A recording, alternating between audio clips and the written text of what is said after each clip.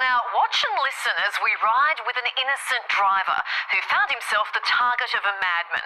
Neil Dawley reports. It started innocently enough with Ken Olsen taking a weekend drive south of Brisbane when trouble struck. Everything was fine, and the next thing I just got rear-ended. I looked up in my rear vision mirror and there was a bloke gesturing and pulling signs at me and going berserk. A camera in Ken's car records what happens next as the driver in the black ute comes into shot, crossing double white lines.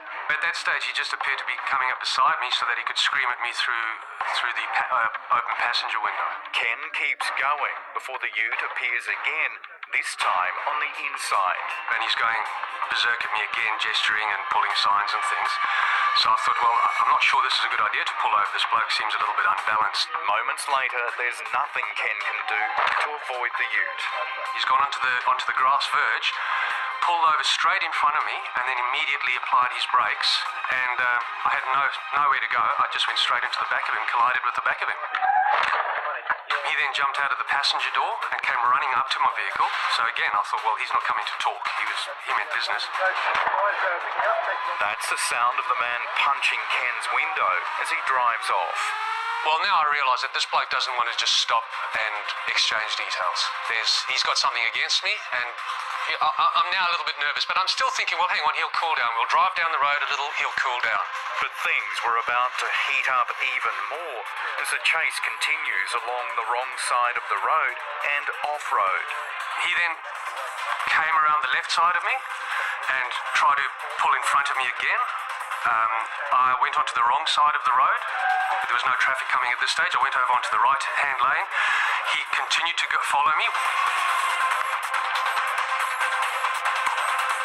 Catching up and ramming Ken's vehicle as the road rules go out the window. So I had to go onto the footpath. I got onto the footpath, rode along, went over traffic islands with him in pursuit. As I got around the traffic island, he crunched into the side of me. So I had to go onto another footpath to get away from him. Thankfully, there were no people. There's usually people on there on a weekend, walking their dogs, pushing prams, cycling. Trying to escape, Ken narrowly misses this car as he's forced to run a red light. Ken just keeps driving and keeps his nerve, calling 000. Yeah, g'day, I've got somebody trying to run me off the road. He's doing it right now. So do you want to speak to the police? Yes, please, quickly. This bloke's chasing me all over it. I then got onto 000 by this stage because now I was in fear of my life. I thought, this bloke's, he's out to get me. He's going to do something to me. The driver is determined to get Ken. Here he comes now. Oh, hell. Yeah, I can't do anything. He's trying to run me off the road. All I'm trying to tell you is keep driving to the police station. Well, I can't. He keeps cutting in front of me and cutting me off. He was continually colliding with me, trying to push me off, pulling in front of me, and every time, fortunately, I managed to just make it around him. Ken knows he can't stop because it could prove fatal. He crashed my vehicle that many times. I was concerned that it was going to stop going, and I thought, well, once my vehicle's not going, I have no protection. This bloke's going to kill me. He came up beside me a couple of times and actually just sideswiped me, but couldn't push me off the road. And I think then he started dropping back and trying to just flick the back of my ute to get me to roll or spin out or something so that he could get a hold of me. For the first time, we see a young woman in the passenger's seat. She was gesturing out the window and waving her arms around and screaming. As the minutes pass, Ken relays vital information to the police operator. It's a black Nissan Ute, and it's a four-wheel drive. He's running commentary, including the impact the pursuit's having on other drivers. There's traffic chaos here. No, sorry, I'm just a bit wound up. There's traffic chaos here. He's trying everything he can to run me off the road. He's collided with me. Here he goes. He's coming in between me and another vehicle, nearly ran the other vehicle off the road. How does this all started? I have no idea. He was behind me. I put my brakes on. He locked up. Here he comes on the roundabout. The chase continues, but is about to reach a dramatic climax. There, he just collided with me twice. He's pushing me into the barrier.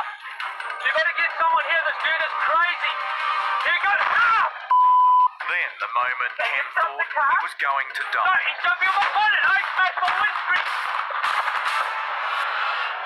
Will you stop your car? No, because he just jumped. I did stop my car. He jumped on the bonnet He's just smashed my windscreen and he's fallen off the bonnet.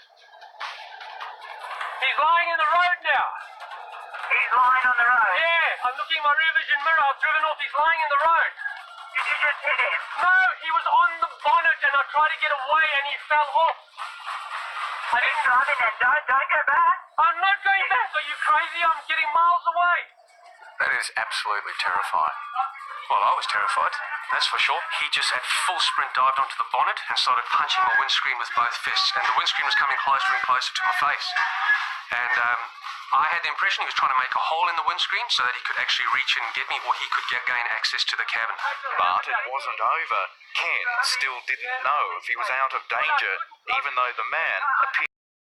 He jumped off, but he must have got snagged up on my wing mirror.